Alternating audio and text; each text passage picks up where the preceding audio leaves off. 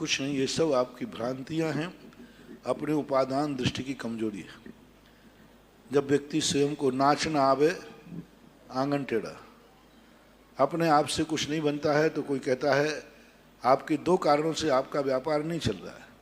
या तो आप कहीं बदमाशी कर रहे हैं, उसके साथ ईमानदारी नहीं बरत रहे हैं, सही मेहनत नहीं कर रहे हैं, और यह आपकी किस्मत में ही नहीं लिखा है कि तुम इतना धन कमा सकोगे। बस ये दो कारण ही होते हैं। बाकी ये दुनिया ने, किसी ने ज़मीन बांध दी, किसी ने दुकान बांध दी। यदि ऐसा बंधने लग जाए ना तो एक व्यापारी दूसरे व्यापार की दुकान उस बाजार में नहीं खुलने देगा।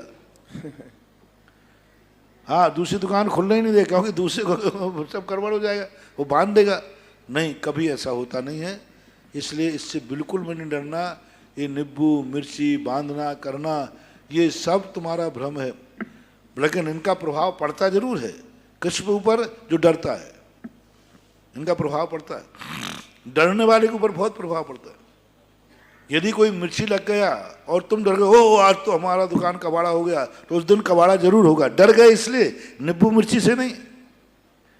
क्योंकि तंत्र विद्या कहलाती है, तंत्र विद्या भयभीत व्यक्ति को परेशान करती है और निर्भय व्यक्ति से कुछ भी नहीं करती। इसलिए तंत्र विद्याओं के संबंध में कभी नहीं डरना। जितना डरोगे उतना ही तुम्हारी मुश्किल है, बहुत मुश्किल है। और निडर हो गए आपने, मैं कहता हूँ ना, कोई से यहाँ कोई नींबू फेंक गया, आप बिल्कुल मेरी तरफ से यदि आपको हो सके तो लात मारना। यदि जूता पहने हो तो जम के उस नींबू में जूते से लात मारना और बाहर फेंक देना। इसका चमत्कार देखना, और उसको पता चल जाए कि मेरे नींबू को इसने जूते से लात मार करके फेंक दिया है, उसकी हवा खिसक जाएगी और तुम्हारी हवा भर जाएगी। फेंकने वाले को मालूम चल जाना चाहिए कि जो मैंने दिया था।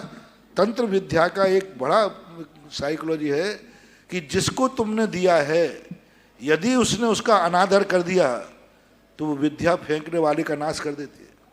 मंत्र और तंत्र विद्या की ये दो नीतियां सारे जगत के लोग समझ लें।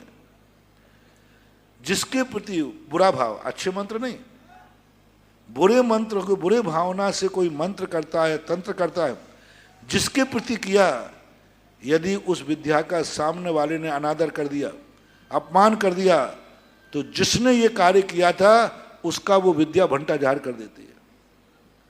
और वो विद्या इतनी कुपित हो जाती है कि तुमने मेरा अपमान कराया है। बहुत उल्टा हो जाता है।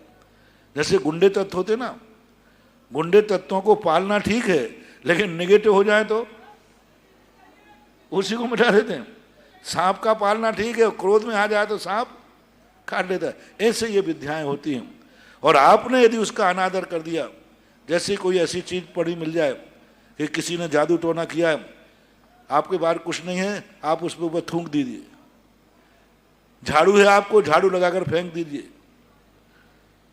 आपका कुछ भी नहीं बिगड़ेगा।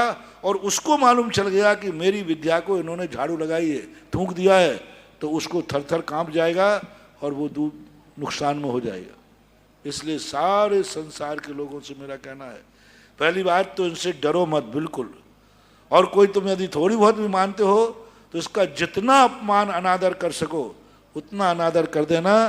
तुम्हारा कुछ भी नहीं बिगड़ेगा। तुम डरना मत, बाकी जिम्मेवारी मेरी है। डर गए तो चिपक जाएगा, फिर ध्यान रखना, मैंने पहले कह दिया, डरना भर मत। यही सबसे बड़ा उपाय है, बाकी तो और क्या कह सकते।